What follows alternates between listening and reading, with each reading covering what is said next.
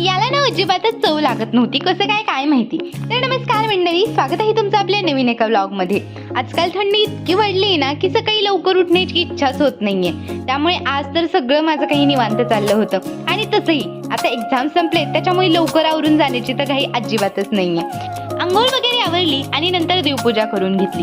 देवपूजा झाली आणि माझं कितीही छान आवरलं असलं ना तरी या केसांना ना असंच वरती बांधावं लागतं. कारण हे जर वरती बांधले नाहीत ना तर सगळ्यांच्या ताटामध्ये भाजीऐवजी केसच बघायला भेटतील. दुपारी मला खूप गाढ झोप लागली होती, पण अनुआत्यांना हे काही बघवलं नाही. त्यांनी मला झोपेतून उठवलं आणि म्हटलं हे घे बांबू, आणि मी सुद्धा झोपेतून उठून खाल्ले. चहाचा ठोका घड्याळात पडला की सगळ्यांना चहाची तलफ व्हायला लागते. त्याच्यामुळे मग मी आता चहा बनवायला घेतला. सगळ्यांना देऊन थोडासा मी सुद्धा घेतला. कधी नाही चहा पिणारी मी, आजकाल मला चहाची एवढी तलफ कस काय व्हायला लागली काय माहिती. म्हटलं चला चहाचा एखादा ॲस्थेटिक व्हिडिओ काढूया, पण ते काही मला जमलंच नाही, म्हणून डायरेक्ट झाडून काढायला घेतला.